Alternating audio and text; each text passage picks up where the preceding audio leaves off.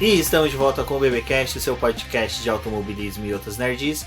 No episódio de hoje vamos falar sobre o GP de Eifel, aquele realizado na Alemanha no circuito de Nürburgring. Eu sou o Rubens GP Neto e aqui comigo está a Débora Santos Almeida. Olá amigos, sejam bem-vindos a mais este podcast. E bom, assim né, eu acho que essa pista pode permanecer no calendário, nem sei porque tiraram ela. E deixa nessa condição aí mesmo, final do ano assim, pra gente ter mais emoção. Exato, pode ser mantido, já que GP da Alemanha é uma denominação dada para Hockenheim, né? Deixa como GP de Eifel mesmo, final do ano, quem sabe essas variações que teve aí de temperatura que a gente vai discutir um pouquinho mais à frente, pode auxiliar em ter mais corridas disputadas durante a temporada. Bom pessoal, mas antes da gente começar o nosso episódio e falar a respeito desse final de semana bem movimentado que tivemos na Fórmula 1, eu gostaria de pedir para vocês acessarem lá o nosso Apoia-se, onde vocês podem auxiliar o Boletim do Paddock no seu crescimento e desenvolvimento.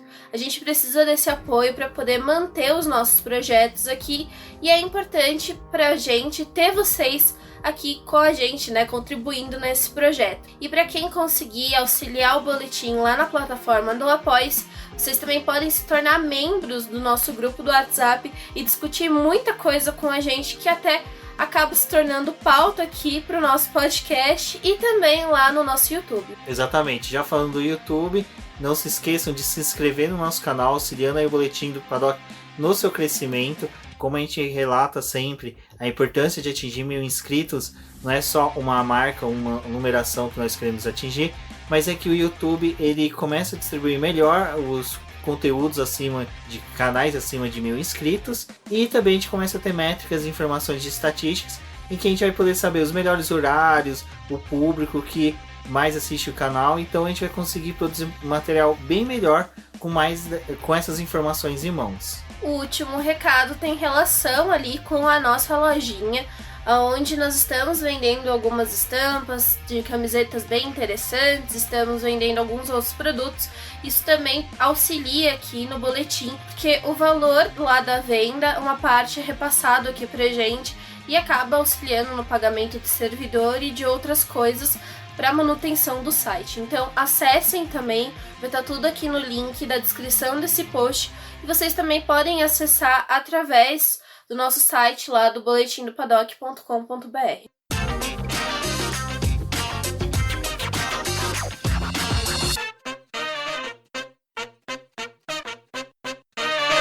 Bom, Débora, a gente já sabia, né, que o GP de Eifel lá em Nürburgring seria realizado em condições climáticas, né, atípicas para a Fórmula 1, que são pista gelada, fria, né? Não vamos ter outro termo para utilizar. A gente tinha até discutido isso lá na live que a gente fez na última quinta-feira, que até o Valese participou.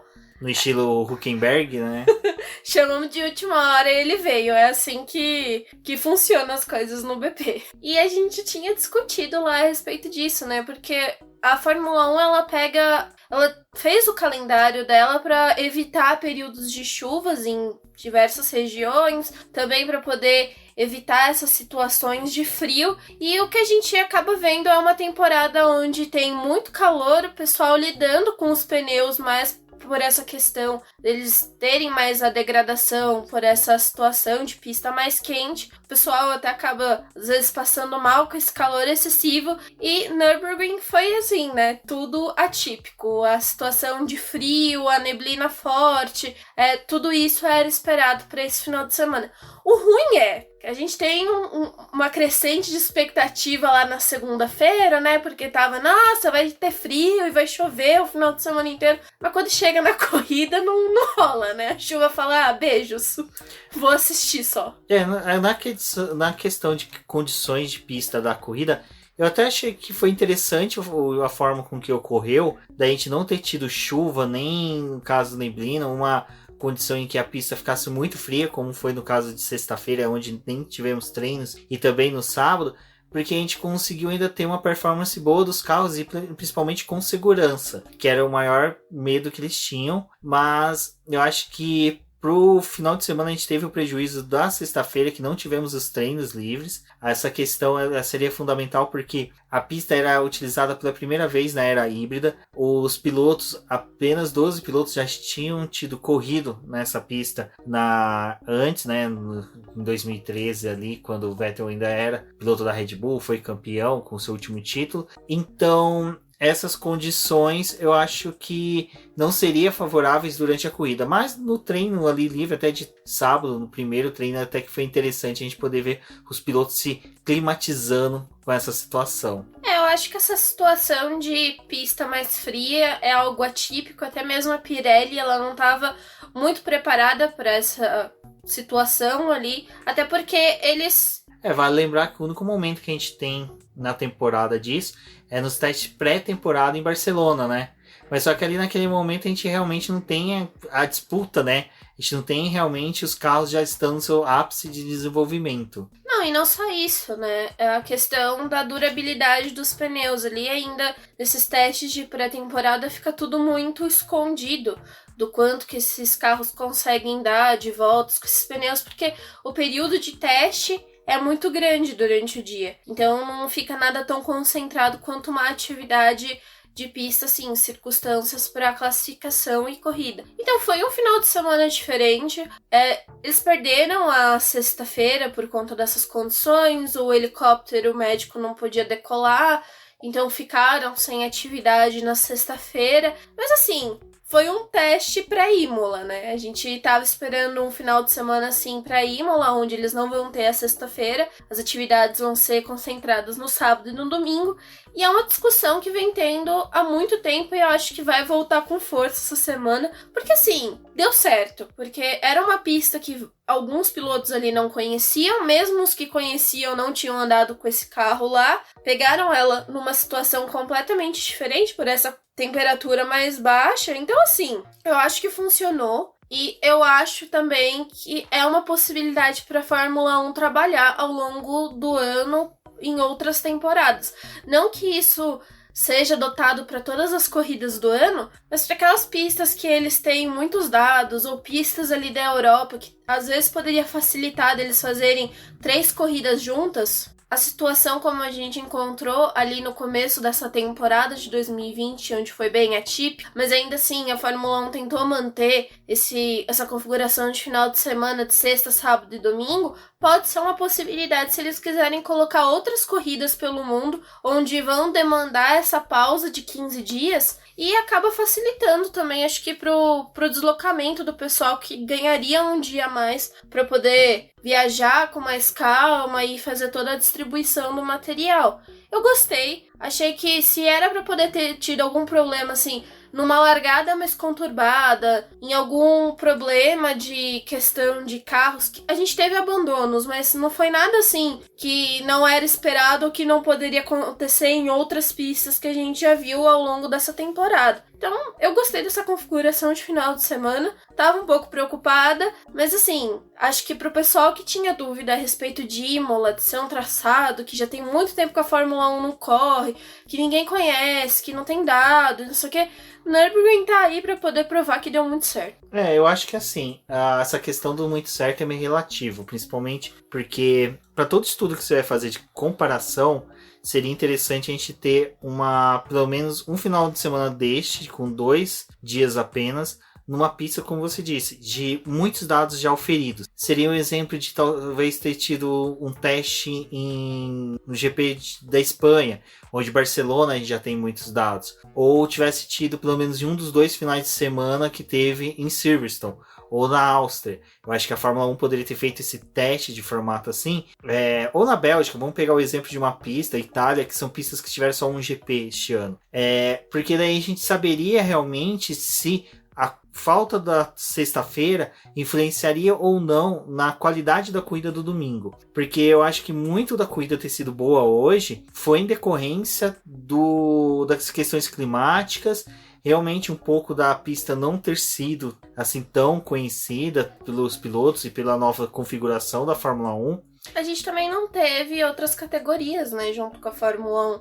Esse final de semana eles estiveram bem isolados, porque A Fórmula 2 só tem mais uma disputa agora no final da temporada, que é as 2 corridas no Bahrein, e a Fórmula 3 já encerrou o campeonato. Então a Fórmula 1 tava meio que isolada nesse final de semana. Então eu acho que assim, nesse caso, não tem como a gente falar que foi um bom parâmetro de comparação em decorrência a isso. Eu acho que assim, é interessante que mostra sim que pode ser levado mais adiante essa discussão. Era algo que eu, por mim, já teria retirado ela, conforme eu falei nas nossas lives passadas, mas a gente começa a ver que para algumas alternativas se torna interessante. Como você disse, numa possível sequência de 3 corridas próximas, em que você tem autódromos em que a quantidade de público não seja tão grande. Nürburgring, um dos fatos que retirou ele do calendário foi porque com o passar do tempo começou a reduzir muito o público ali na Alemanha, e Nürburgring é muito longe, então muita gente perdeu o interesse de assistir a corrida lá.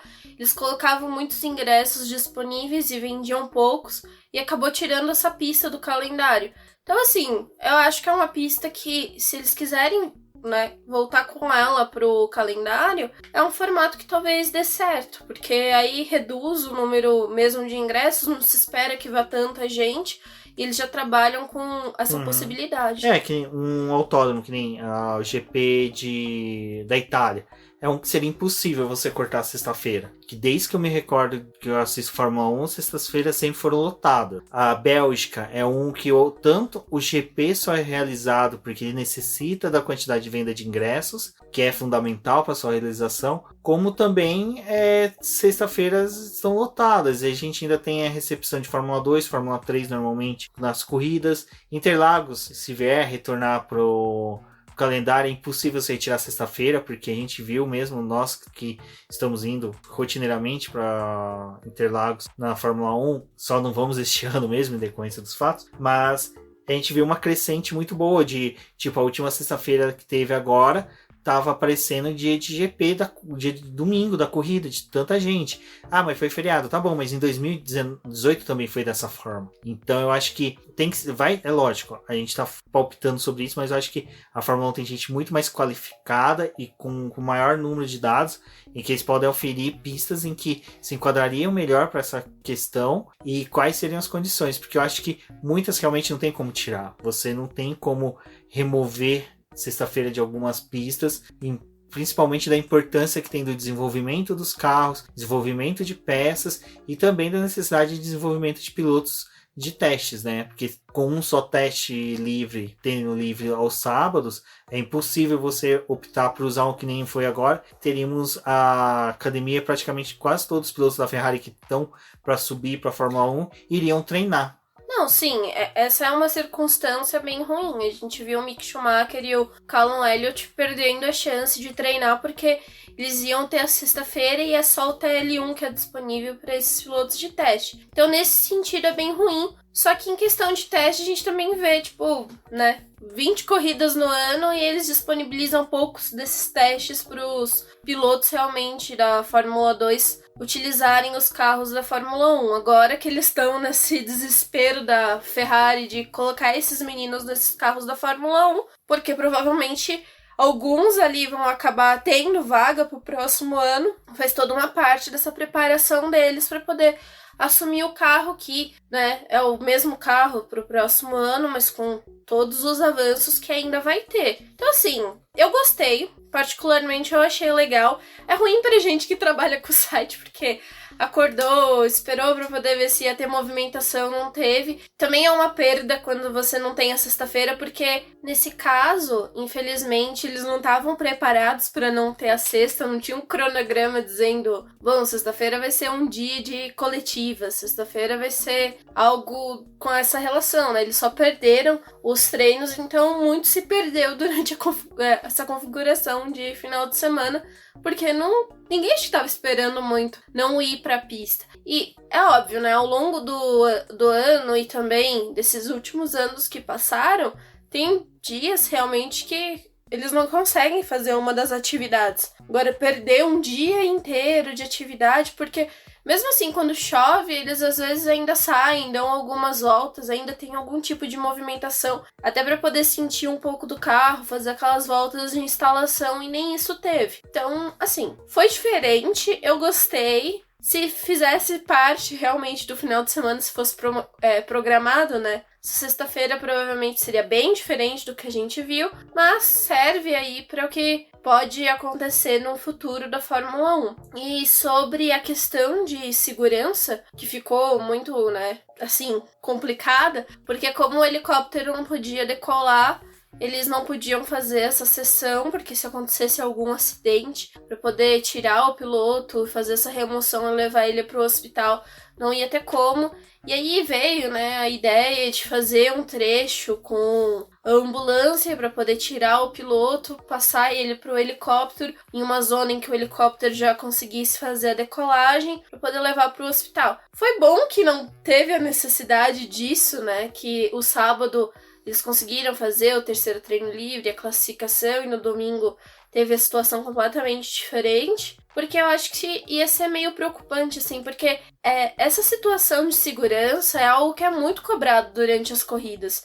Porque por mais que os pilotos não a organização nem sempre precise fazer a transferência do piloto com o helicóptero, em alguns circuitos dá para poder fazer isso de ambulância, é uma situação que é aquela coisa, né? Os pilotos têm a certeza que eles vão ter segurança se acontecer algum acidente. Eles sabem que vão ter todo um aparato e gente preparada. E aí, nesse circuito, em que eles não... Já tinha muito tempo que eles não iam, não tinham um hospital próximo para poder receber. E essa coisa de faz um trecho com e muda pro helicóptero, assim, que bom que não precisou e que bom que essa ideia mirabolante não precisa ser colocada em prática, porque eu ficaria um pouco com receio, dependendo do tipo de acidente, você tem que depender justamente dessa, né, fazer essa transição com uma pessoa que tá muito machucada. A gente viu acidentes nesse último ano que, né, acho que isso não ia funcionar muito bem.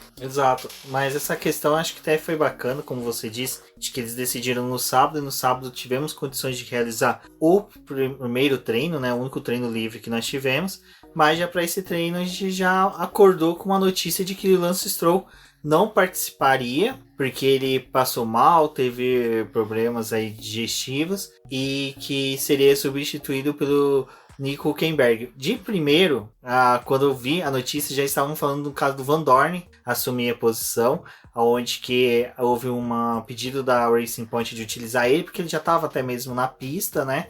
Ele já estava em Nürburgring, então não precisava deslocar ninguém para lá. E seria uma negociação de que, olha, o Van Dorn vem, corre, e vocês dão um desconto no motores a pedido da Mercedes, já que a Mercedes, né, seria o Van Dorn é piloto reserva da Mercedes. Então, no caso, a Mercedes não concordou, e aí eles ligaram correndo para o Hülkenberg assumir. E foi interessante, né, Débora, porque o Hülkenberg se torna o piloto reserva mais utilizado desde Roberto Pulpo Moreno, que veio a substituir aí pilotos que estavam ausentes da Fórmula 1.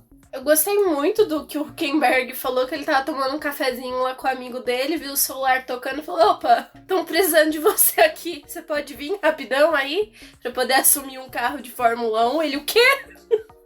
Tá bom, né, gente? Já que vocês estão gostando da minha participação, se quiserem me dar uma vaguinha aí, tô livre, tá? Quiserem me colocar de companheiro do Vettel, dois alemães... Eu não nego que uma dupla Vettel e Hülkenberg seria muito boa para a Racing Point. Eu não dispensaria essa oportunidade aí que a Racing Point tem. É bom que ele tá sendo utilizado e tá nessa mira aí, né? Ele tá se provando realmente que se faz necessário na Fórmula 1 de alguma forma. Pra ele é muito bom. E voltou a substituir o carro da Racing Point, né? O assento ali na Racing Point. E, assim, não tinha outro piloto realmente. Eu acho que a questão do Van Dorn também, sei lá, de uma possível negociação dele pra voltar pra Fórmula 1. Cara, ele tá muito bem na Fórmula E. A Mercedes tá coordenando um projeto lá, trabalhando com essa questão elétrica. Assim, eles conseguiram arrumar uma dupla forte pra Mercedes lá. o Van Dorn principalmente, porque ele é um ótimo piloto, ele tá ali muito bem. Trocar ele pra colocar ele numa situação ali que ele provavelmente não vai ser o primeiro piloto, acho que a Mercedes não tá muito afim de, né, sacrificar um projeto dela pra trazer o Van Dorn de novo. Então deixa eles se virarem com o Hülkenberg e eu acho que deu muito certo. A classificação pro Hülkenberg não foi nada boa, porque ele não conseguiu treinar no terceiro treino livre, e apesar dele já conhecer a pista, outro carro, outras coisas, ele, por mais que ele tenha participado de 2 corridas esse ano, ele não tá tendo essa convivência com o time para poder fazer treinos, para poder estar ativo. Então ele até sentiu um pouco de dificuldade, aquelas dores que ele já tinha falado lá quando ele assumiu o carro no começo do ano, também do ano, né? Da temporada, na verdade. Voltou, mas assim, tá aí, né? Tá disponível, tá se mostrando disponível realmente. Então, quem quiser, chama ele aí que ele vai. O que é legal é que o Hülkenberg mostrou que ele é tipo, que nem a maioria dos meus amigos que correm de kart, que é o cara que sempre tem um capacete no porta-malas do carro, que foi bem bacana, né? Porque lá pro GP da Inglaterra... E só uma coisa, o banco dele, eles também estão andando com o banco dele pra onde vão, né? Provavelmente, né? Deve ser já uma opção que eles devem ter. Acho que até todas as demais equipes já tem um banco do piloto reserva. Então, ou do acho Hülkenberg. ou do Hülkenberg.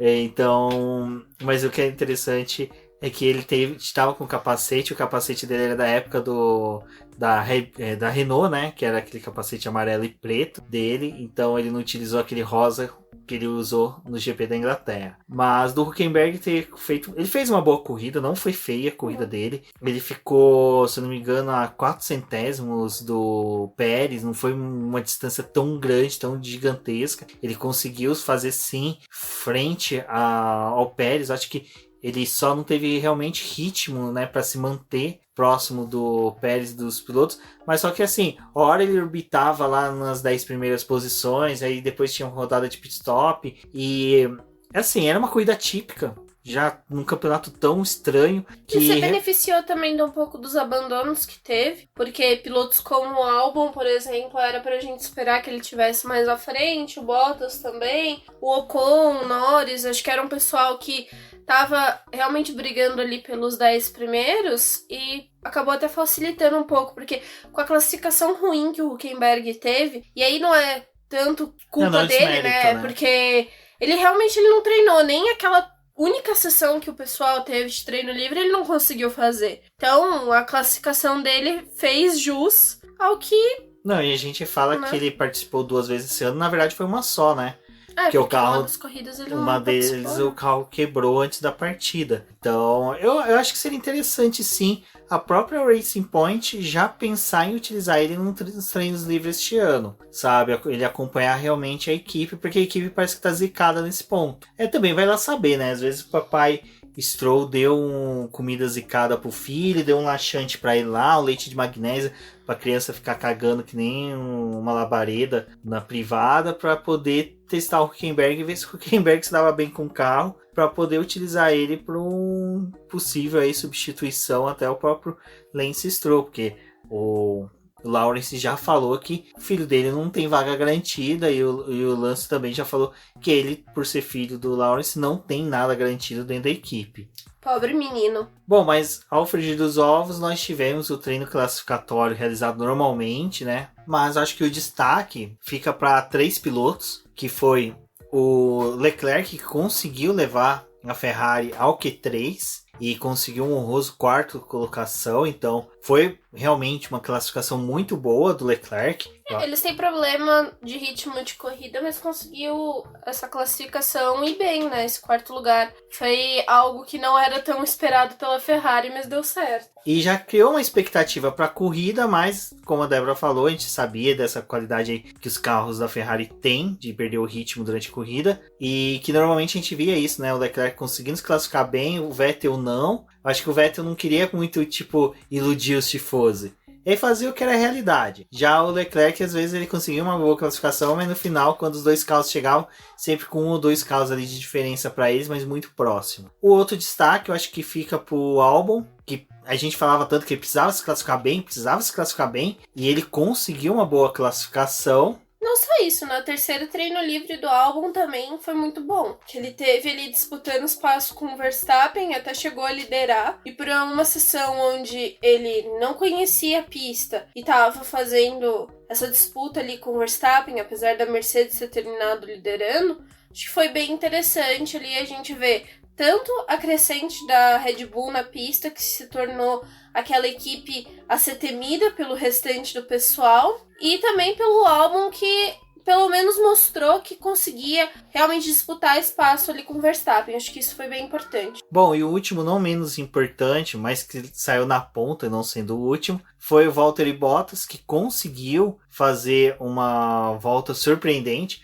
Acho que foi bacana porque ele liderou o único treino livre realizado, mas a gente já tinha aquela perspectiva, né, de que o Bottas é leão de treino, então ele vai chegar ali no quali e vai pendar na farofa novamente. E não foi dessa forma.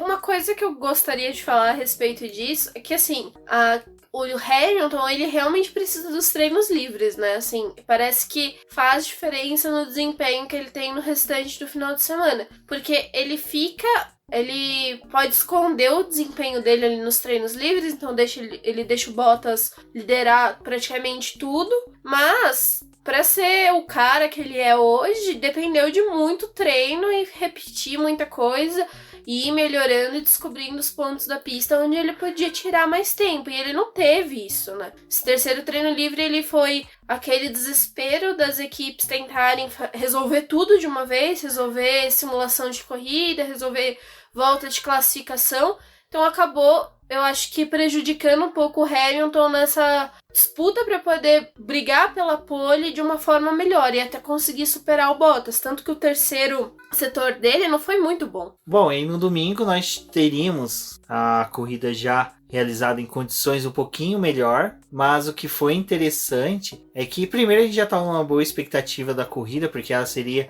narrada, né, pelo Everaldo, então a gente já tinha uma boa expectativa, estava criando todo o interesse em assistir a corrida já com essa premissa de que seria muito bem narrada, e todos nós esperando, né, aqueles bordões famosos do Everaldo. Acho que ele foi bem contido durante a transmissão, mas foi muito bacana. Acho que torcei para que a Globo consiga, né, a renovação dos contratos. Como a gente falou na nossa última live, não há nada ainda confirmado de que realmente a Globo não vai transmitir o ano que vem, mas esse papo fica para as lives. Então acompanhe, né, toda terça-feira e toda quinta às 19h30 no YouTube as lives do Boletim do Paddock. E retornando, foi bem legal porque já na largada a gente tinha aquela expectativa de que seria bem tumultuado por questão dos pneus frios, mas não foi tão assim, né, Débora? Foi uma largada até tida disputada, mas bem tranquila. Eu acho que o que a gente tava esperando era a confusão da primeira curva, porque, né, a gente já teve algumas outras largadas ali em Nürburgring que realmente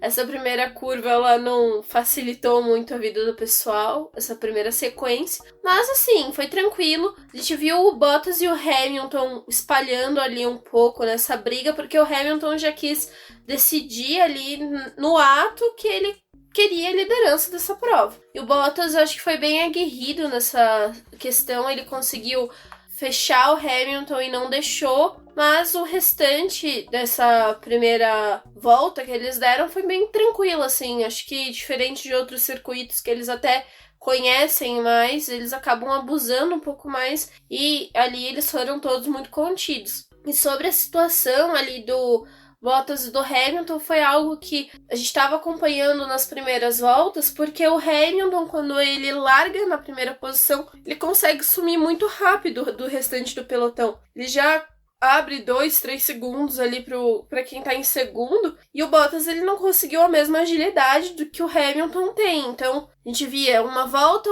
o Bottas virando volta rápida, aí na outra era o Hamilton, aí depois o Verstappen, estavam os três ali realmente brigando entre si, mas numa falha do Bottas ele acabou perdendo a liderança da corrida, que foi lá na 14ª volta, e, né, acho que ali começou a desandar todo o fim de semana dele. Mas uma coisa que eu acho que é interessante ressaltar do Bottas é que, assim, ele tem vários defeitos, né, em várias questões, assim, em âmbitos de corrida, às vezes até mesmo de decisão. a gente fala muito que ele tá ali cumprindo o papel dele de ser o segundo piloto, e quando sobra alguma coisa ali que o Hamilton vai mal, que acontece alguma coisa com o Hamilton, ele é o piloto para poder vencer a corrida. Mas depois da vitória que ele teve ali na Rússia, ele veio forte para essa corrida, mesmo com essa pausa que a gente teve de 15 dias. Eu acho que ele realmente estava trabalhando para poder ir bem nessa corrida. E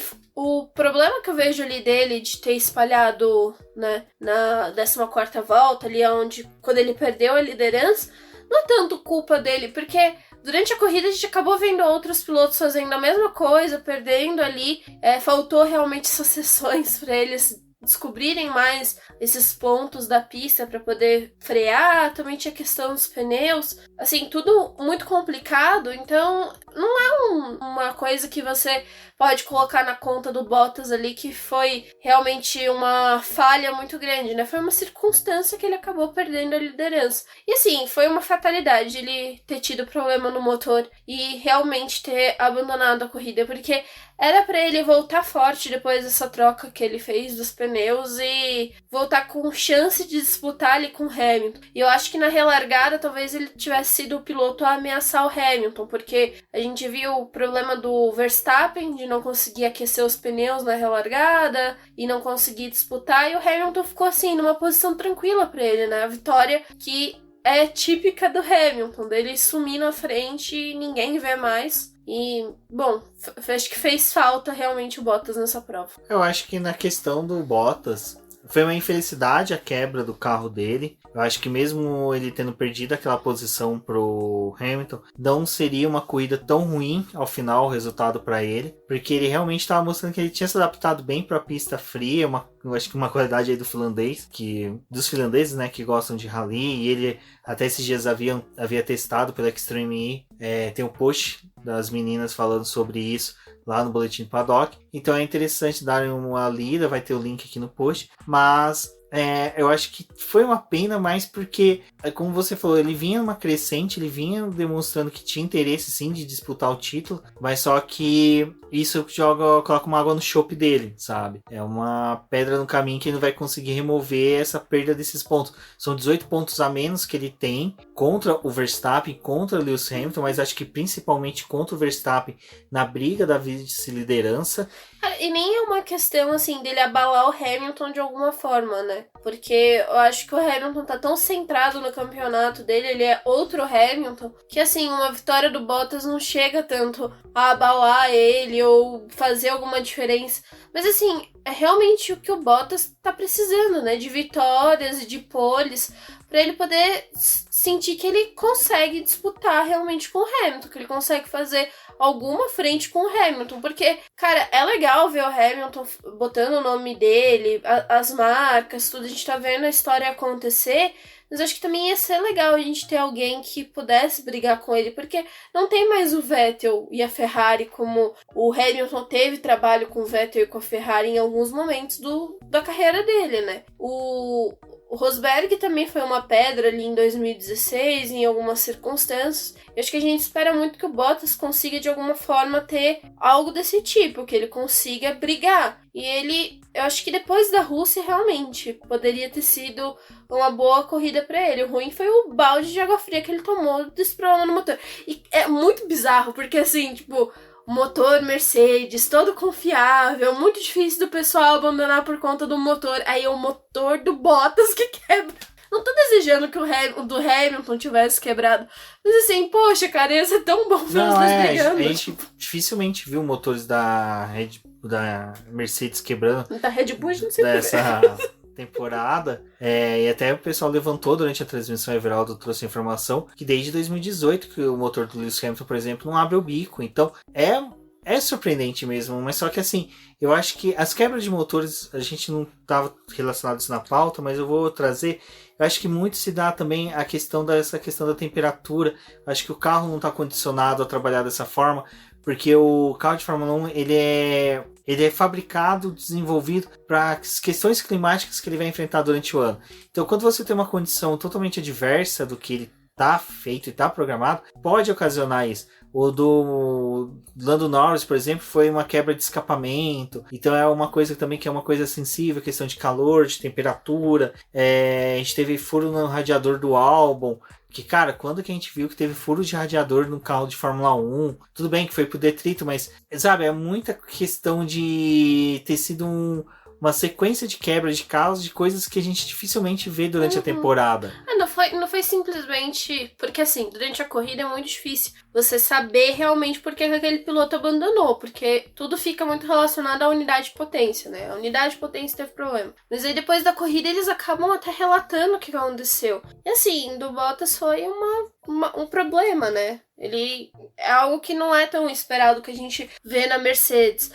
A gente consegue ver isso ao longo do ano ali na Red Bull, a McLaren, a Renault tendo algum problema, mas a Mercedes não é uma circunstância que realmente estamos esperando que isso aconteça. E acabou tirando o Bottas dessa corrida, assim, né? Complicado. E complica ainda mais pra ele no campeonato. Ele ainda tem uma boa folga na segunda posição pro Verstappen, mas fica mais difícil essa disputa dele com o Hamilton, que, assim, nessa altura do campeonato, acho que não tem mais o que fazer, né? Não, eu acho que é mais aquele discurso de que eu quero participar da disputa pelo campeonato, muito mais pra ele se automotivar a si mesmo, sabe, aquela questão de tipo, eu vou tentar buscar, porque eu gostei de uma definição que o Delvas deu numa das lives dele sobre finais de semana de Fórmula 1, não me recordo agora se foi no da Rússia ou se foi em outro GP, em que ele fala sobre essa questão das vezes o preconceito que o pessoal tem com o Valtteri Bottas, que realmente a gente quer que um piloto supere o outro, e se ele não consegue nem chegar a andar próximo, a gente taxa ele como um piloto ruim, um piloto péssimo.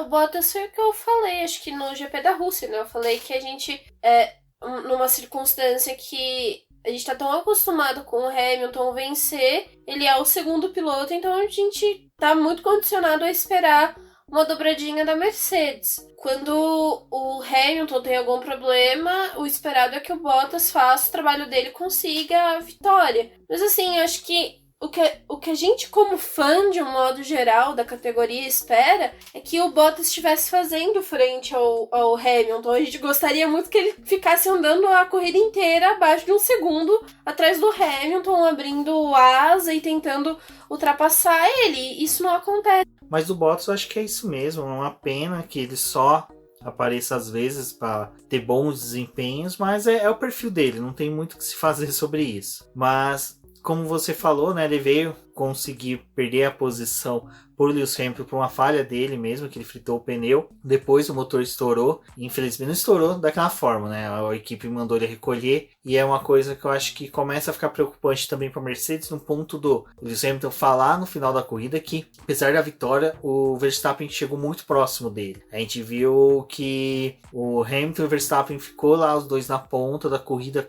inteirinha.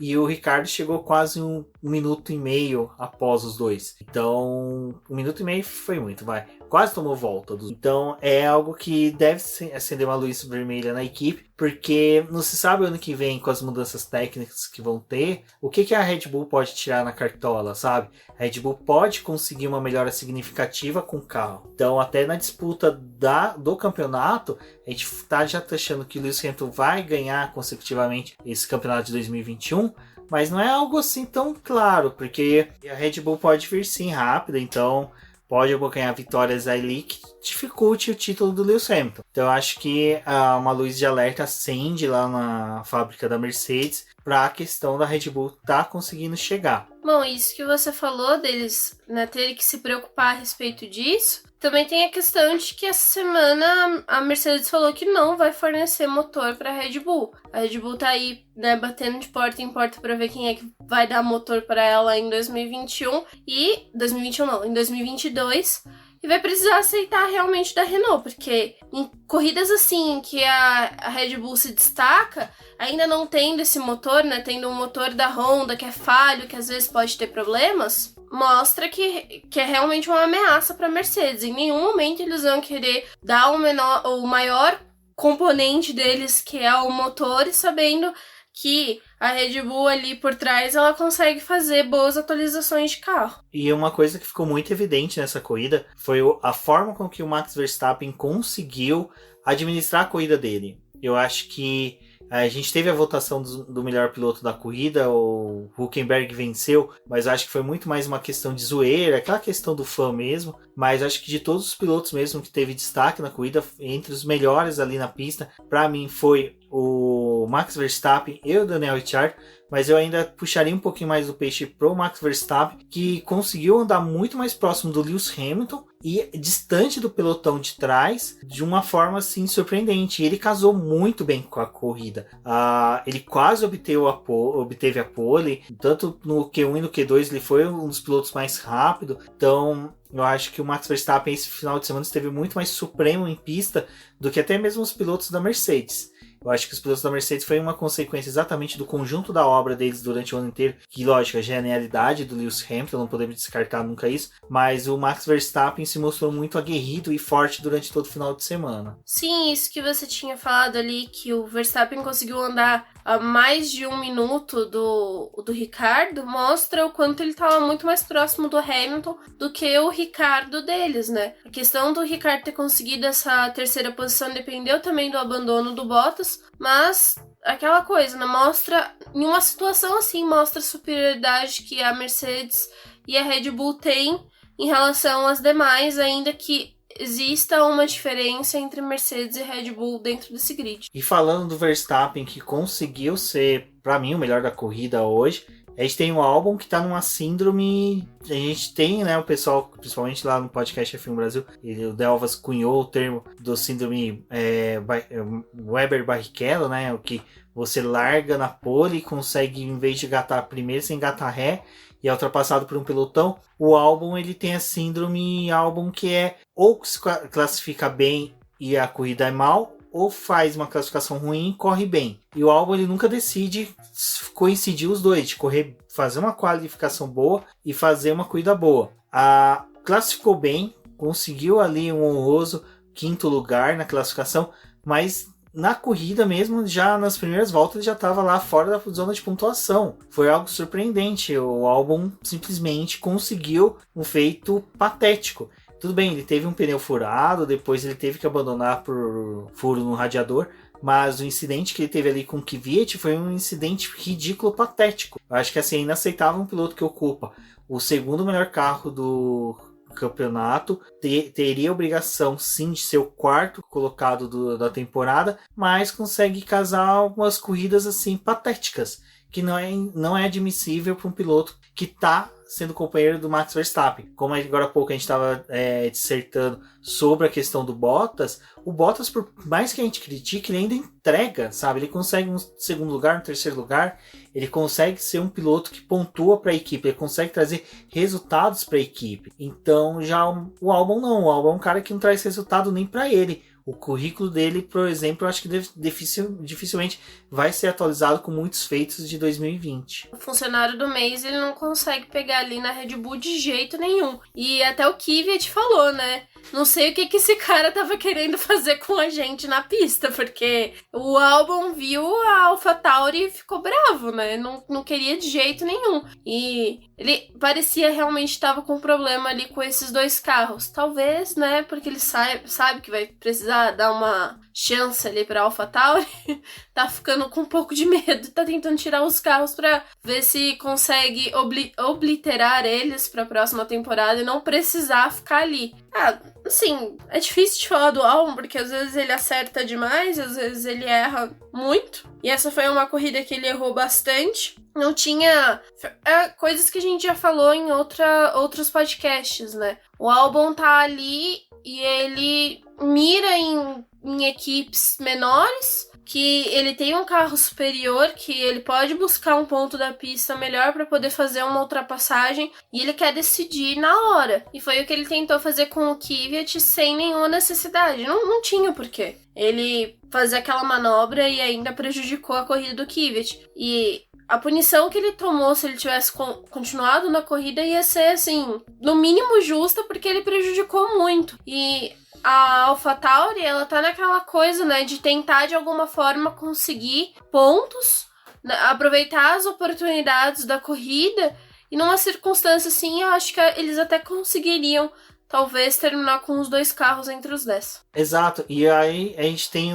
um antagônico do que foi feito pelo álbum, que foi o Daniel Ricciardo, que, cara, teve um final de semana muito bom, apesar de eu falar que não daria para ele o melhor piloto da corrida, mas eu acho que eu tô muito nessa questão desse 1 minuto que ele ficou de distância dos pilotos ponteiros. Eu acho que foi uma diferença muito grande, mas também a gente nunca sabe o que tem de questão de administração de equipamento e de como estava sendo o comportamento dos carros da Renault em pista fria. E também tem o fato de que, assim, né, esse pessoal tava pilotando muito, cada um acompanhando o outro, né? Acho que não foi o que você falou, nessa questão de talvez eles estarem tentando poupar equipamento, e aí acho que vale para todo o resto do pelotão, né? Exato, e tem a questão do Ocon ter abandonado, né? Então, que faz com que a gente também tenha essa ideia de que eles não quiseram forçar muito. Mas, de qualquer forma, para mim, 1 minuto sempre é 1 minuto, então é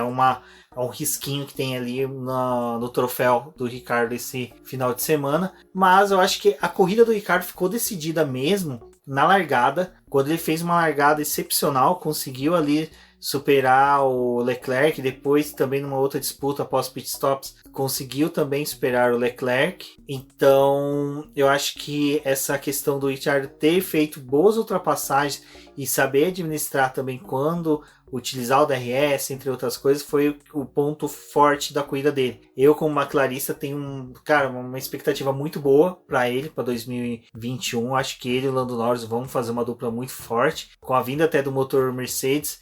Eu acredito sim que teremos pódios, e se tudo der certo e nada der errado, teremos sim 2 carros pontuando constantemente, porque falamos da síndrome do álbum, né, Débora? Mas depois temos que falar um pouquinho da síndrome da McLaren, mas do Ricciardo acho que foi uma corrida excepcional dele, né?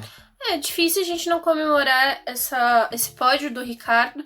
Estava demorando bastante tempo para poder sair. Desde que ele foi para a Renault era algo esperado, porque acho que uma marca é realmente o Ricciardo tá no pódio. A gente sabe que ele é um piloto para esse tipo de condição. Infelizmente o carro da Renault tá se mostrando que tá crescendo, mas ainda não é o carro que a gente espera tá no pódio muitas vezes.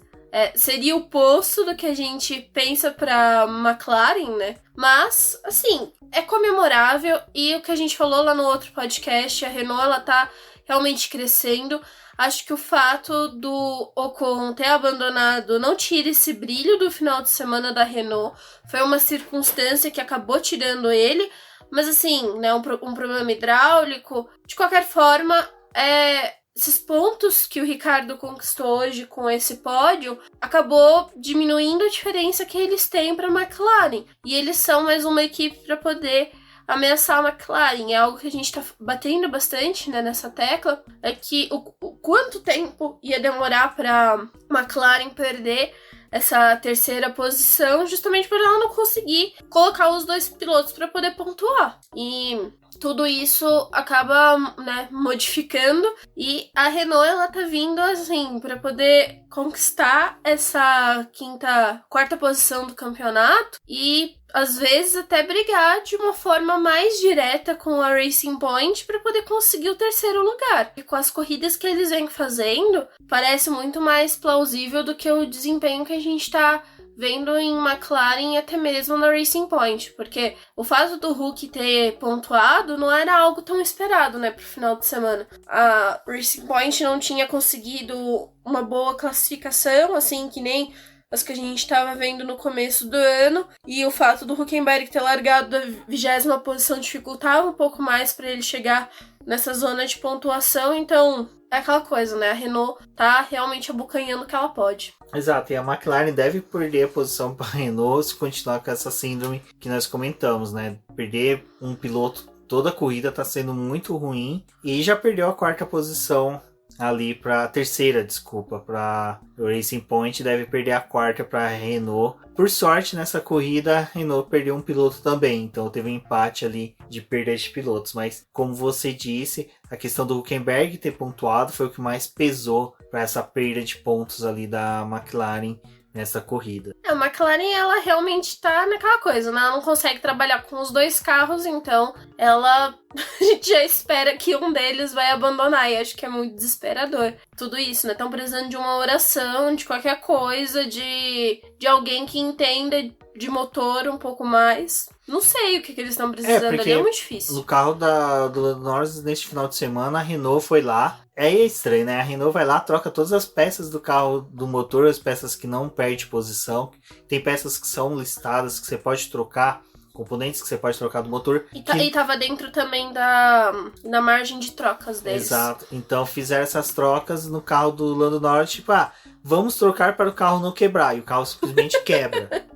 É tipo você levar teu Renault Sandero pra revisão e sair... E voltar com problema. E voltar com problema. Você leva com ar-condicionado com problema, volta sem freio. Nem volta, né, na verdade. Então... é meio estranho, lógico, eu tô brincando, não é uma questão de que eles foram lá e sabotaram, mas eu acho que é uma questão muito mais crítica que a McLaren tem que tomar um cuidado, que assim, tudo bem, não é tão difícil recuperar o terceiro lugar. A gente vai ter corridas boas aí que o carro da McLaren pode conseguir bons desempenhos. Bahrein são 2 corridas que o carro da McLaren tem muita chance de pontuar e pontuar bem. É uma pista de alta, mas também a Renault tem. Porém, os carros da Racing Point podem ser superados. Então, eu acho que a McLaren tem que pensar um pouquinho mais nessa questão de confiabilidade dos carros. Olha o que tá te esperando aí, hein, Red Bull? Exato, né? Torcer aí para que no ano que vem, esse conjunto novo que vem de motor e pilotos consiga melhorar para a McLaren. Bom, mas além disso, a gente teve...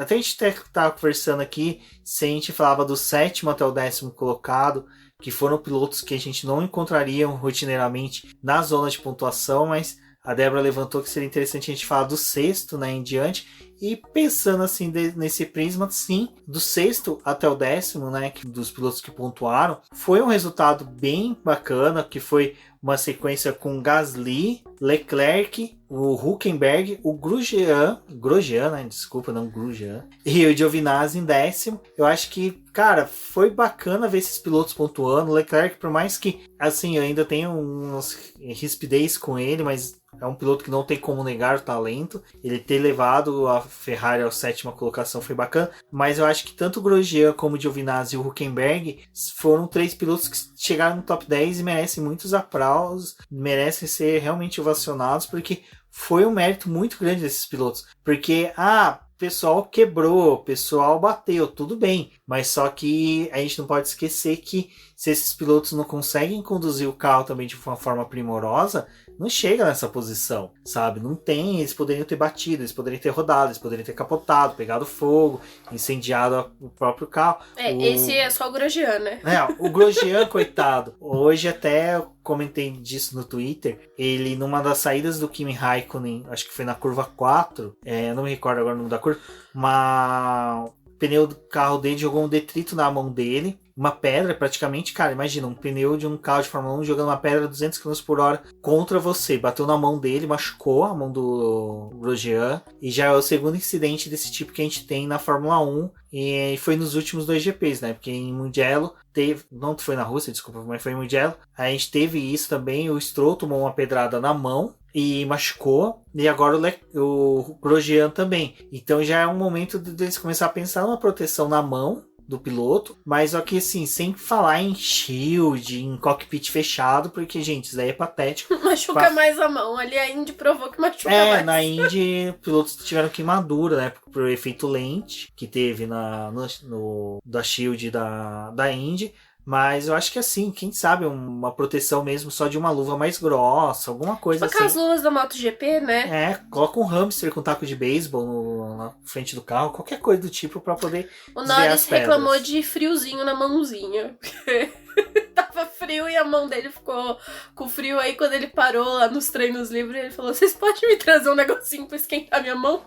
Leva café pro Zac Brown, que nem se fazia pro Alonso, que esquenta a mão. Mas desses pilotos que chegaram, né, no top 10, acho que, mano, foi sensacional ver eles. É bem bacana, porque a gente tava conversando até na live, no último BBcast, que a Fórmula 1, do quarto para baixo, está sendo uma disputa sensacional. A distância de pontos está sendo muito pequena e isso está fazendo com que a Fórmula 1 tenha um destaque muito bacana em 2020. O que eu gostaria de destacar, acho que assim, do Gasly, é que parece que a AlphaTauri, ela já se conformou que na classificação é muito difícil para eles disputarem com o pessoal e ficarem entre os 10. É mais complicado. Então, assim, adquirir o ritmo de corrida que eles estão tendo e mostrar isso na pista tá funcionando. E eles tinham uma grande chance porque a AlphaTauri, ela tá indo contra o que o pessoal aposta. Muita gente acaba largando com os pneus macios, eles vão com os médios. Quando é o pessoal largando com os médios, eles vão com os pneus duros. Então, acho que isso tá funcionando para que eles consigam aproveitar as circunstâncias melhores na pista. E era realmente esperado que o Kvyat pudesse ter uma posição melhor, porque ele apostou também no fato de largar com os pneus médios, mas ali quando o Albon acabou batendo com ele, não foi só a questão de perder a asa e dar toda aquela volta lenta que ele teve que dar para poder instalar uma nova asa. Ele perdeu a chance de permanecer com os pneus médios e a equipe acabou apostando nos duros, mas aquela coisa, né? Não estava funcionando para uma pista muito fria. E ele não conseguiu recuperar nada da corrida. Então, terminar na última posição, assim, foi lamentável. Justo porque a gente viu o Gasly terminando em sexto. Como eu comentei, né? Da quarta colocação até a... Vamos pôr, até a 11ª posição, eu acho que ainda existe uma disputa para poder alcançar o quarto lugar. Porque a gente tem o Daniel Ricciardo com 78 pontos... e o Carlos Sainz com 51 pontos. Essas mudanças a gente pode ver facilmente serem alteradas em corridas atípicas, e é o que a gente está tendo nessa temporada, e principalmente porque se a gente colocar aqui o Pierre Gasly, que tem 53 pontos, 25 pontos dele foi só de uma vitória. Então metade dos pontos dele praticamente foi em decorrência de uma vitória, e que provavelmente não deva acontecer. Então eu acredito que o Carlos Sainz, conseguindo finalizar novas corridas, deve ultrapassar ele, então pularia para uma 10ª colocação. Leclerc deve permanecer entre os 10 mesmo, porque ele está conseguindo bons resultados, mas agora, mesmo assim, a disputa fica muito acirrada. Se a gente ainda quiser zipar um pouquinho mais, comprimir mais essa disputa, eu acho que do 8º lugar, que está o Leclerc, ao 4º, que está o Daniel Ricciardo, fica uma disputa ainda muito maior, porque são só 15 pontos de diferença, e é como eu falei, basta um pódio, ou basta umas 2 corridas boas e abandonos de pilotos, você consegue, aí você fala, mas isso não está acontecendo. Tá sim, a gente viu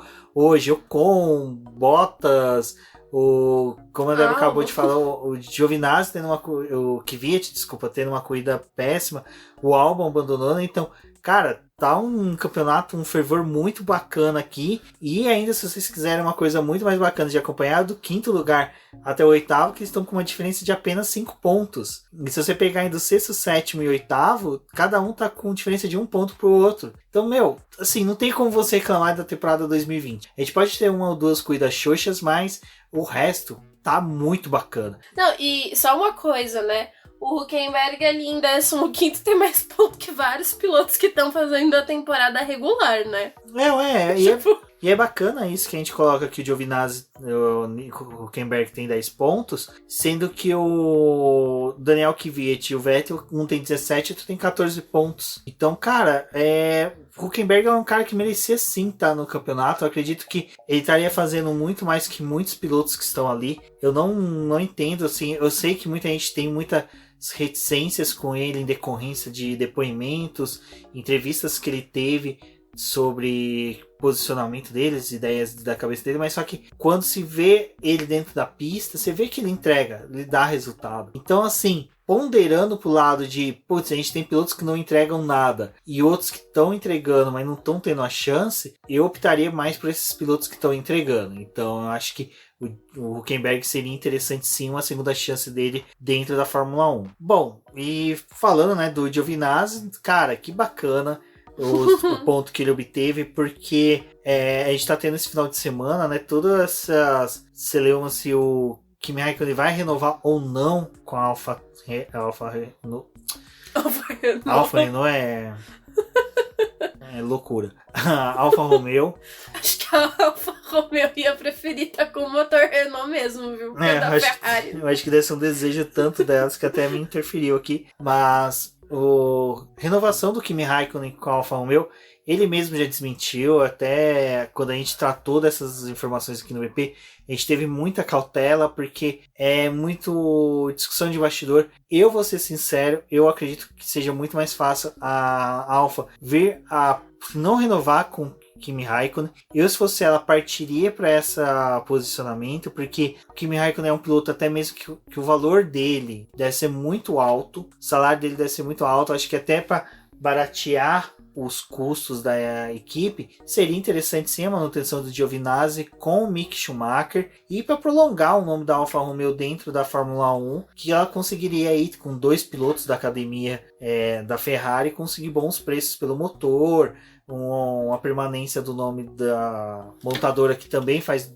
parte do grupo da Fiat. Então acho que seria bacana aí a gente ver 2 jovens pilotos da academia da Ferrari prosperando dentro da Alfa Romeo. A questão do Raikkonen é que, assim, como eles falaram no release, né? É muito bom para eles ter um piloto tão experiente, que já completou 323 GPs. Então, assim, a experiência dele acaba contando muito ali dentro da equipe. Só que o Rubens falou, né? Ele acaba provavelmente se tornando um piloto muito caro. E ele já fez várias temporadas, acho que poderia dar chance para os mais novos que estão vindo aí. E o Giovinazzi, assim, ele tem realmente ressalvas, acho que o pessoal tem muitas críticas a ele, aos erros que ele cometeu. Eu também consigo visualizar que ele tem falhas ainda, mas acho que ele poderia ser um piloto a ser mantido, porque ele, assim, foi brilhante as disputas que ele teve esse final de semana. A própria Alfa Romeo acabou ressaltando isso, que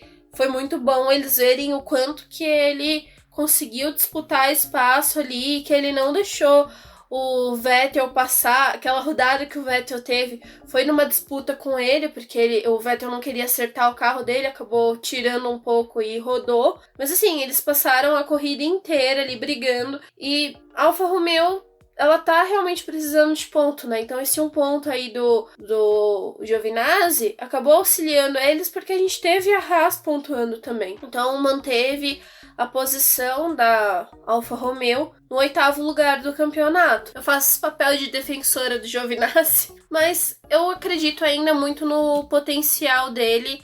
Eu acredito que ele ainda pode entregar mais. E, assim, são disputas como a que ele teve esse final de semana, ou como ele teve ali no GP do Brasil em 2019, de muito respeito com o Raikkonen, que me faz acreditar muito no quanto que ele tem de potencial. E falta, assim, mais ele acreditar nele, porque o fato das entrevistas que ele dá, a gente percebe ainda que ele não tem toda a confiança que ele deveria ter. Então, acho que isso acaba prejudicando ele em algumas disputas na pista. Mas, assim, são corridas como a que ele fez esse final de semana que acabam valendo muito. E a Alfa Romeo também destacou que eles poderiam ter terminado a corrida com os 2 carros ali na zona de pontuação. O Giovinazzi teve uma hora que ele conseguiu ficar em 8º e o Raikkonen em 10º. Então, praticamente, assim, ia ser o final de semana perfeito com os 2 carros terminando na zona de pontuação. O safety car acabou prejudicando a corrida do Raikkonen e eles não conseguiram voltar ali, só o Giovinazzi mesmo conseguiu essa 10ª posição. Mas acho que foi brilhante, assim.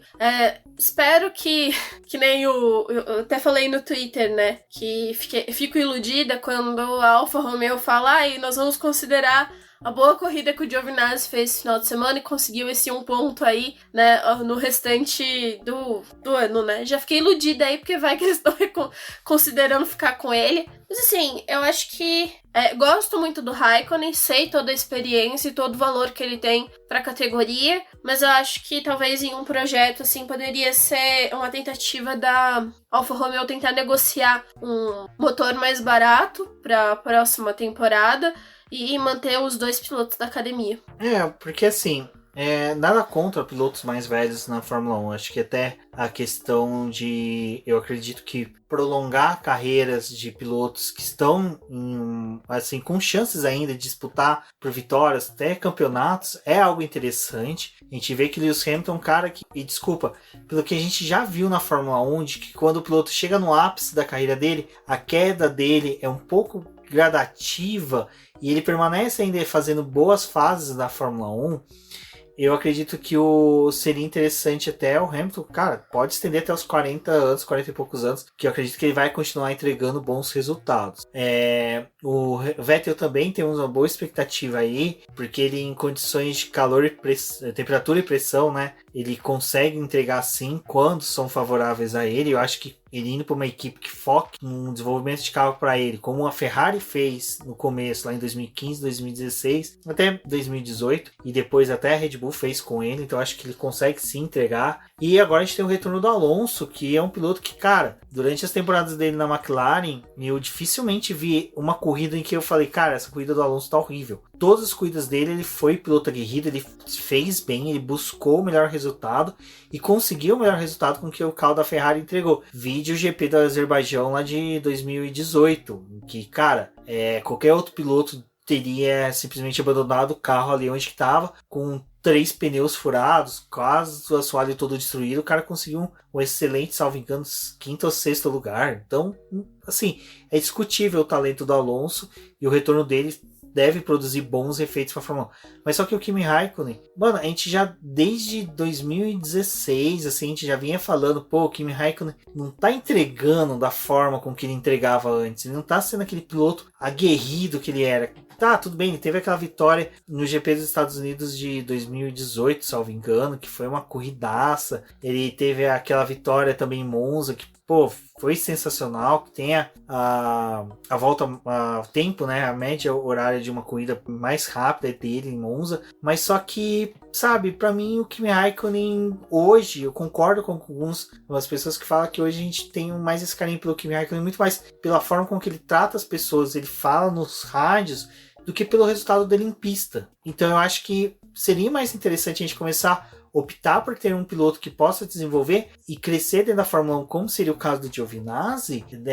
Vou defender o Giovinazzi não porque a Débora tá apontando uma faca pra mim, mas porque, cara, se o Giovinazzi sair uma temporada da Fórmula 1, ele não volta mais. Não, ele vai ser o piloto esquecido, assim, tipo, é triste. O negócio do Giovinazzi que eu fico chateada, assim, é porque a Ferrari, ela jogou muito dinheiro nele. Ela despendeu muito tempo com ele e colocou ele pra poder fazer muitos treinos livres. Assim, até muito mais do que eles conseguiram fazer com o Mick Schumacher, eles fizeram com o Giovinazzi. Eles deram muitas sessões de treinos livres pra ele, eles deram muito simulador, deram muito teste de pneu pra ele fazer. A Ferrari apostou muita coisa nele e ao mesmo tempo parece que a Ferrari não apostou em nada, porque ela fez tudo isso pra ele ficar na Alfa Romeo e assim, quando a gente compara os resultados dele com o Raikkonen é muito difícil, porque o Raikkonen ele sempre vai se mostrar superior porque ele tem muito mais experiência, porque o carro dele é o carro número 1 da equipe, o projeto é feito pra ele, então assim, fica muito complicado para um piloto de base conseguir mostrar alguma coisa. O Giovinazzi, ele é muito transparente, assim, em questão de... Ele diminuiu um pouco depois que ele entrou pra Fórmula 1, mas ainda assim ele mostra muita coisa que ele realmente tem momentos que ele não se sente preparado pra muitas coisas ainda, mas ele tá aprendendo. Então, assim, acho que o Raikkonen, ele teve a chance dele de mostrar tudo que ele tinha pra poder mostrar. Ele ajudou o Giovinazzi no que ele podia. E eu acho que sim, talvez fosse melhor a Alfa Romeo deixar ele seguir um pouco com as próprias pernas e apostar em mais um ano com ele e com o Mick Schumacher, porque tendo em vista que a gente vê a Alfa Romeo como o que seria a AlphaTauri para a Red Bull, faz muito mais sentido a gente ter 2 pilotos mais novos trabalhando na Alfa Romeo do que o Raikkonen ocupando essa vaga e colocando um outro piloto mais novo só para poder equilibrar as coisas. Tipo, a gente vai sentir falta do Raikkonen não correndo. Foi uma ótima oportunidade ele ter aceitado a vaga da Alfa Romeo, principalmente depois de sair de uma Ferrari, de toda a carreira que ele teve, passando por muitas equipes boas. Aceitar essa vaga foi algo interessante, mas assim, eu sinto que seria mais uma perda a Ferrari ter investido todo o dinheiro que investiu e aí falar, não, tudo bem, pode sair, porque agora a gente já tem um nome mais forte que é o Mick Schumacher e ele vai entregar mais. Pô, deixa 2 meninos mais jovens, ou pelo menos garante que eles vão ter 2 assentos ali para pilotos mais novos, para poder depois trazer outros pilotos de base. Não sei. Não, mas eu acho que seria interessante. Acho que a gente também tem que começar a pensar assim, que nem a gente falou, o Alonso chega na Fórmula 1, mas ele não tá tirando ninguém da Fórmula 1. A vaga se abriu na Renault, a Renault não quer preencher, a Renault não tem piloto da categoria de base para poder preencher essa vaga. Não adianta apontar os pessoal da Fórmula 2, porque os pilotos até da Renault na Fórmula 2 são pilotos que já passaram mais de 2, 3 temporadas, já é uma galera que tá, já que a gente fala, Fórmula 2, você passou de 3 temporadas, você já tá fazendo hora extra lá. Então, não há muito que se defender eles. Então, a vinda do Alonso é uma coisa normal. Agora, a Ferrari tem uma academia de pilotos gigante. Se ela coloca um piloto só para fazer 2 temporadas e não dá a chance dele também crescer na Fórmula 1, que seria essa chance para o Giovinazzi, os próprios pilotos que estão lá para trás vão falar, pô, eu, na primeira oportunidade que surgiu um nome forte, que nem o do Mick Schumacher, eu vou ser defenestrado na Fórmula 1, não compensa para que eu permaneça numa academia da Ferrari. Ainda mais vindo a galera que está vindo da Ferrari. Tem pilotos brasileiros que estão vindo na academia da Ferrari que são excelentes pilotos e que têm nome forte sim, patrocínios fortes que podem conseguir essa vaga futuramente. Então, quem sabe até o Mick Schumacher não seja um piloto fixo. Então, eu acho que é uma coisa que a própria Ferrari tem que ponderar. Compensa manter um piloto como Kimi Raikkonen e defenestrar o Giovinazzi e demonstrar para a minha academia que eu vou dar certas preferências que podem prejudicar a carreira deles? Eu acho que também o fato do Sainz, assim, não tô julgando o Sainz em questão dele ser um baita de um piloto, isso eu quero deixar um pouco até de lado. Mas as atitudes que a Ferrari tomou esse ano em questão de, vamos pegar o Carlos Sainz para poder ocupar essa vaga aqui, para ele ficar, a gente não vê o Giovinazzi como um piloto preparado para poder assumir uma posição na saída do Vettel, e vamos apostar aqui em 2 anos de Carlos Sainz. Pô, aí você olha agora pro campeonato da Fórmula 2, saindo um monte de piloto de lá que vai conseguir provavelmente a superlicença, e a Ferrari não tem aonde enfiar esses pilotos, porque ela ocupou uma vaga com Sainz, tá ali, talvez, né, ameaçando o Giovinazzi de sair da Alfa Romeo para poder colocar o Mick Schumacher. A Haas fala que quer um negocinho ali com a Ferrari, mas na oportunidade que tem, às vezes não vai aceitar ali nenhum dos pilotos da academia dela. E assim, a Ferrari, o que adiantou ter investido todo o dinheiro que investiu nessa molecada se não vai ter onde colocar esse pessoal?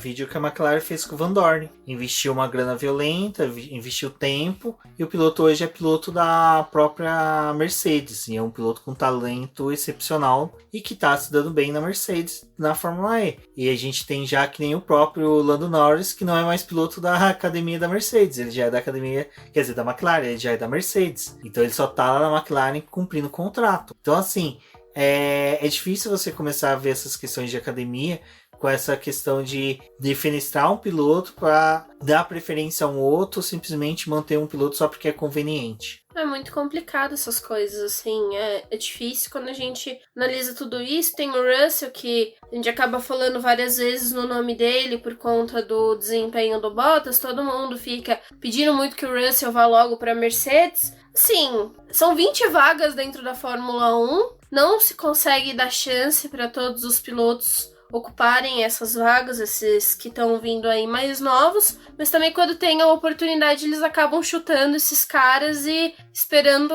qualquer outra coisa, né? Eu acho que realmente se Giovinazzi sair, ele não é um piloto que vai voltar para a Fórmula 1 e provavelmente ele deve ir ali para a parte de turismo, que é algo que ele também se interessa. Talvez não fosse tão ruim ver ele correr com o Serra, né? Eles já correram na mesma equipe em Le Mans. Em uma oportunidade que o Serra foi campeão, o Daniel Serra em Le Mans. Eles já defenderam a Ferrari no mesmo final de semana.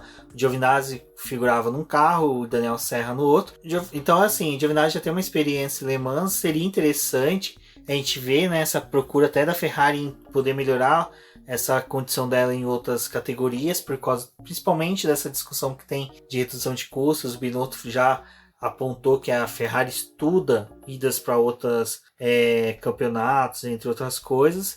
Mas assim, né, o cara quis ser piloto de Fórmula 1, acho que vale a briga dele. Mas acho que sobre essa questão dos pilotos da Ferrari, a gente já discutiu isso também em lives passadas. Vamos discutir ainda muito essa semana, mas o que foi realmente a cereja do bolo deste final de semana, toda a nossa expectativa no final de semana era o Lewis Hamilton conseguiria empatar em número de vitórias com Schumacher esse final de semana, e para nossa alegria conseguiu. Acho que foi, cara, foi muito bacana. Eu vou ser sincero, acho que foi acho que a quebra do resultado, do recorde, o pessoa conseguiu ultrapassar o recorde, não é tão empolgante quanto o empate do recorde.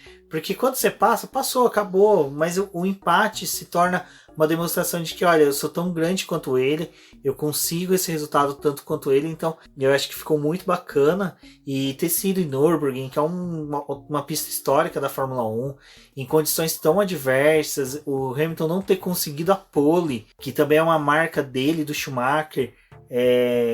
Então, acho que toda essa aura que teve esse final de semana foi muito bacana. E, cara, ter visto essa 91ª vitória do Lewis Hamilton foi muito emocionante. Confesso que na hora que a Fórmula 1 começou a demonstrar ali aquelas imagens, principalmente na entrada do pit do Schumacher, do Hamilton junto, deu uma engasgada, deu um nozinho na garganta. E eu acho que, cara, foi um final de semana completo para todo fã do Lewis Hamilton, todo fã de automobilismo poder aplaudir de pé o feito que ele conseguiu diante de uma marca que a gente tinha como inalcançável até alguns meses atrás, vamos pôr dessa forma. Assim, eu acho que a gente gostaria de ter visto talvez o Schumacher fazendo uma troca de capacete ali com o Hamilton. Infelizmente isso não tem como acontecer, mas o Mick Schumacher teve ali para poder representar o pai, né, na pista e entregar aquele capacete ali pro Hamilton. Eu acho que foi algo muito simbólico. E dentro de todo o final de semana que a gente teve, do que a gente tá vendo do Mick, dessa relação dele também querer ver os recordes do pai como algo a ser quebrado na Fórmula 1, né? Acho que agora, com isso que o Hamilton tá fazendo, quem vai ser o piloto a ser batido é o Hamilton. E é tudo muito significativo. Foi uma coisa que o Sérgio Verli falou lá na live do Boteco hoje, que realmente a gente tá vendo a história ser escrita, né? A gente tá repetindo isso já há algum tempo. E é ótimo, a gente tá vendo esses recordes sendo quebrados, a gente tá vendo o desempenho do Hamilton. Foi um final de semana que não foi totalmente perfeito, ele também não conseguiu a volta rápida, o Verstappen acabou tirando dele, mas a vitória é o que conta, né? Foi ele que conseguiu cruzar a linha de chegada na primeira posição e igualou esse número do Schumacher, que em um momento a gente achava que isso não ia ser tão fácil de ser batido, que isso não ia acontecer. E de fato isso foi concluído e deu certo. Então assim, é uma grande temporada, apesar de ser uma temporada típica, a gente tá vendo boas corridas, boas disputas e todo o mérito assim do Hamilton, porque foi algo muito grande e não tem como a gente, né, contestar absolutamente nada. Ele só tá mostrando a crescente e o quanto que ele conseguiu trabalhar nesses últimos anos, dedicou muito treino, muito colocar a cabeça no lugar, aproveitar as oportunidades, não sair de corridas por besteira, assim. Então ele realmente tá sendo o piloto completo. E assim, se alguém ainda tem dúvidas de que ele é um dos pilotos maiores da Fórmula 1, esses números dele, acho que não tem como a gente dizer que, né, não é. Os números dele mostram isso. Todos os anos dele tentando bater ano após ano em vitória, em pole. Ele realmente foi um piloto perfeito e é um prazer, assim, realmente a gente ver esse cara correr e, além disso, acompanhar as lutas que ele tem e o quanto que ele utiliza a voz dele, justamente por conta dessa posição que ele tem na categoria para poder ser escutado. O que é bacana dessa questão de discussões, até mesmo de se um dia veríamos esses números ser batidos, é interessante porque o pessoal a gente começa a ver questões que foram vindo com o tempo. A gente teve o Fangio, que trouxe números já estrondosos, já na primeira década da Fórmula 1, com 5 títulos. Então, cara, primeira década você já tem metade conquistada só por um piloto. E depois você teve o Jim Clark vindo com um número de vitórias que, cara, dificilmente demorou para ser batido. Se eu não me engano, o Prost e o Senna vieram bater os recordes do Jim Clark. E depois você tem os números do Senna, que também eram números gigantes. Schumacher veio, passou com o trator em cima Depois a gente teve uma perspectiva de que o Vettel seria o cara que ia bater os números do Schumacher, mas só que daí veio a era híbrida e colocou essa dificuldade no Vettel obter, e ninguém dizia que o Lewis Hamilton faria. E o Lewis Hamilton hoje está fazendo. E aí o pessoal começa a discutir, será que alguém um dia conseguirá bater esse recorde? Eu acredito que sim, eu tenho um nome de um cara que eu acho que vai ser o piloto que vai bater esses números do Hamilton se ele conseguir fechar bons contratos. Por quê? Alonso não conseguiu chegar perto dos números do Schumacher em decorrência dessas escolhas de contrato que ele teve, das escolhas que também as equipes tiveram com ele. Então o Alonso foi um caso que não conseguiu por esse motivo. O próprio Sebastian Vettel, a gente pode pôr dessa forma, que se ele tivesse aguentado um pouquinho mais, eu acho que na Red Bull ele poderia sim estar hoje ali junto com o Verstappen, disputando vitórias, sendo um piloto muito mais aguerrido. E eu acho que a Red Bull teria tido uma facilidade melhor de acertar o carro a favor dele do que a Ferrari conseguiria. Mas eu acho que, como eu disse, o Verstappen, por quê? O Lewis Hamilton, se a gente parar para pensar, até ele chegar ali na Mercedes em 2014, ninguém mais acreditava nele sendo um piloto de ponta vencedor. Tirando os fãs dele, que são fãs mesmo, que são aqueles caras que acreditam mesmo, eu acho que eu mesmo era um cara cético sobre o futuro do Lewis Hamilton. Eu achei que ele já era um talento que chegou na Fórmula 1, conseguiu ser estrondoso, mas parou ali. Porque o período que foi de 2009 até 2012 na McLaren foram temporadas pífias dele. Tudo bem, ele conseguia vitórias? Conseguia. Mas só que era vitórias, tinha uma vitória, tinha um escândalo de alguma besteirinha que ele fazia. Tinha vitória, tinha uma coisa cagada que ele tinha, um encontro que ele tinha com o Felipe Massa, que eram sempre os dois disputando ali no meio do grid, batendo um no outro. Então o Lewis Hamilton chegou um momento que muita gente descartou ele sobre isso. E ele ainda era um piloto jovem, um piloto com talento, sabe, ainda para ser explorado. E... o Verstappen, né? Não. Aí agora a gente tem o Verstappen. Não, só que eu queria dizer assim, é o que a minha geração fala do Verstappen hoje. Ah, sim, tem isso. E por que eu coloco o Verstappen sendo possível? Cara, o Lewis Hamilton com 23 anos, ele conseguiu o primeiro título dele na Fórmula 1 em 2008. E se eu não me engano, ele só teve até ali, acho que 7, 8 vitórias, se eu não me engano. Então, o Max Verstappen hoje ele tem ali toda essa crescente que ele tem. Tudo bem que ele tem muito mais temporadas do que o Lewis Hamilton tinha com 23 anos dentro da Fórmula 1. Mas eu acho que o Verstappen de hoje é um piloto muito mais maduro do que era o Sebastian Vettel. Sebastian Vettel não, desculpa. Que o Vettel também, mas que o Lewis Hamilton. E é um piloto que tende a quebrar esses recordes. E por que a gente começa a citar isso agora, nesse momento do Lewis Hamilton? É porque é nesse momento que a gente começa a pensar, cara, a gente tá vendo uma história que tá sendo escrita, um fato que tá sendo gerado, que tá ocorrendo na Fórmula 1, que em 2006, quando o Schumacher aposentou, a gente falava, cara, a gente nunca mais vai ver isso na Fórmula 1. E hoje a gente está descobrindo que sim, que a gente vai ver, e sim, que é muito mais empolgante a gente torcer para que isso aconteça, porque a gente vai ver talentos vindo, passando, crescendo dentro da Fórmula 1, e que vai fazer com que a Fórmula 1 seja tão empolgante quanto antes, e que vai continuar fazendo com que a Fórmula 1 continue sendo sim o ápice do automobilismo, e não por causa da tecnologia aplicada nos carros, mas pelos pilotos, pelos humanos que estão ali trabalhando na Fórmula 1. E é isso que eu acho que está sendo mais bacana, que a gente tem que parar de falar a Fórmula 1 tem que ser o ápice da tecnologia. Não, tem que ser o ápice do atleta do automobilismo. Tem que ser o ápice do cara que está vencendo corridas, ser o cara que é dedicado, o cara que cria foco na Fórmula 1. Então, eu acho que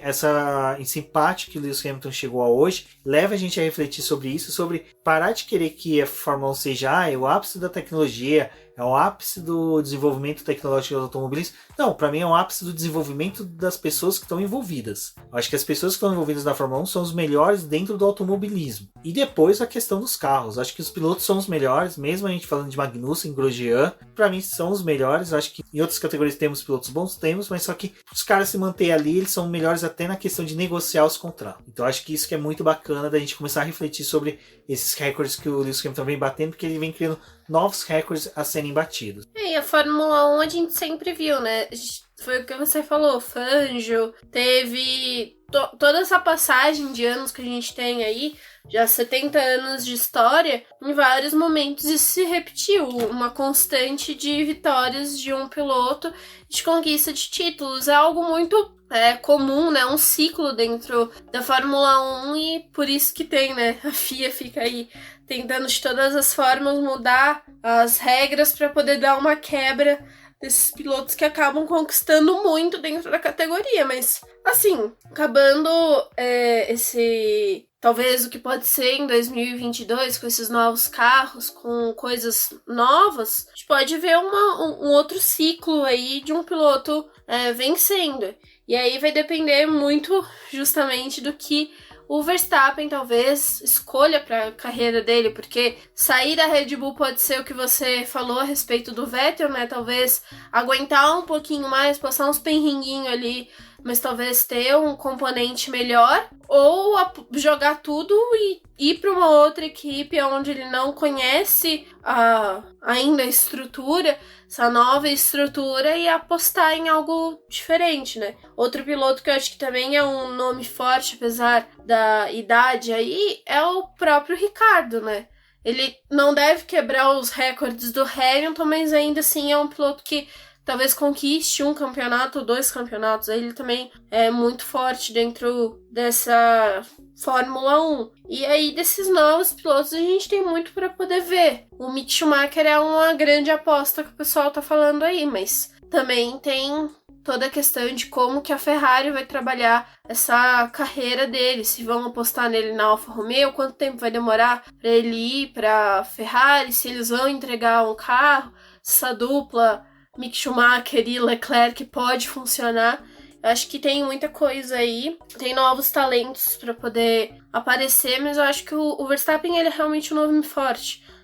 Eu criticava muito ele na época que ele chegou ali na Fórmula 1 pelos diversos erros que ele teve, pelos problemas que ele conseguia, as situações que ele acabava se colocando ali na corrida, onde abria muito debate e muitas vezes um debate nada favorável para ele. E agora ele tá ali, né? É o piloto responsável por muito dos pontos que a Red Bull conquistou e desse ano que a Red Bull tá tendo. Então, tudo depende justamente do que esses pilotos vão apostar para os próximos anos. Mas eu acho que os recordes do Hamilton vão ser quebrados, não de forma fácil, mas eu ainda acho que eles vão ser quebrados sim. E é interessante que a gente pauta tudo isso, né? Que a gente tá vendo a história sendo escrita. Nos últimos anos a gente falou sobre ver a história sendo escrita por ter 2 tetracampeões disputando o título em busca do Penta, quando o Vettel e o Hamilton disputavam o título. Então, cara, eu tenho uma perspectiva muito boa pro futuro da Fórmula 1. Eu acho que a Fórmula 1 só tem que ajustar realmente essa questão do orçamento. E até esses dias, me desculpe que eu não me recordo o nome, até se você estiver nos ouvindo, ouvinte que falou que a Fórmula 1 com 26 carros no grid seria o mais interessante. Eu concordo, eu acho que o mínimo aceitável para uma Fórmula 1 é de 26, 24 carros no grid. Eu acho que um grid volumoso dá uma condição de corrida muito mais interessante. Então, resolvendo essa questão orçamentária que atrai novas equipes, cara, a Fórmula 1 ficaria perfeita. Com mais 3 equipes, a Fórmula 1 ficaria redondinha, perfeitinha, com o elenco que tá vindo. E é uma coisa que hoje, na hora que eu tava preparando a pauta, que eu tava procurando as imagens de capa, eu fiquei pensando, como seria lindo pegar uma temporada com Mick Schumacher com um carro competitivo, que seja a Ferrari, ele, o Leclerc, o Vettel num carro competitivo, o Daniel Ricciardo, o Hamilton, esses caras tudo que estão chegando com carros competitivos, que é a única coisa que vocês vão ver que eu sempre pauto nas nossas lives, podcast. Eu quero a Fórmula 1 competitiva. Não importa que vai ter dominância da Mercedes. A Mercedes pode ganhar todas as corridas, mas que seja competitiva da primeira à última posição. Todos estejam disputando posições. Cara, seria lindo. Vocês imaginam um GP em que você tem esses pilotos engalfinhando, disputando, briga. E essa é uma perspectiva que nós temos muito boa para 2022, depois de 2026, quando tem a nova regulamentação de motores da Fórmula 1. Bom, pessoal, gostaria de agradecer a todos vocês que escutaram o programa até aqui. Confiram os nossos links disponíveis aqui no seu agregador favorito. Eu sou a Débora Almeida, lá no Twitter como The Flowers. Acompanhem o Boletim do Paddock nas suas redes sociais. Acessem o nosso site para poder ler as matérias a respeito desse fim de semana, de tudo que aconteceu. Apesar da gente não ter os treinos livres, muita coisa mudou aí em situação de campeonato e na pista. Então eu convido vocês para poder conhecerem o nosso site, conversar com a gente nas redes sociais e falar o que vocês acharam desse episódio. Foi um episódio aí longo e eu espero que vocês tenham gostado. Obrigada por escutarem o programa até aqui e até uma próxima. E aliás, mais um recado. Nós temos live toda terça e quinta-feira lá no YouTube do Boletim do Paddock. Então passem lá, já deixa agendado aí para vocês acompanharem a partir das 7h30 e a gente vai falar muito sobre esse campeonato da Fórmula 1. Exatamente, pessoal. Então compareçam, seria bacana se vocês pudessem comparecer nas lives, principalmente para conversar com a gente, papear com a gente, trocar uma ideia ali durante a live, porque a live é muito mais essa ideia de que a gente possa se aproximar mais de vocês e vocês veem que até nossos podcasts estão melhorando um pouquinho mais com a participação do pessoal na live, porque a gente está vendo como o pessoal pensa e também vai mudando até nosso senso crítico quanto à Fórmula 1, a Stock Car e tudo mais. Então agradeço a todos que ouviram até aqui. Se você ainda não é inscrito no canal do Boletim do Paddock, se inscreva no canal, ouviu o BBcast, compartilha nas redes sociais para que a gente possa saber aí o rostinho de vocês, conversar com vocês sempre que possível. Um forte abraço e até a próxima.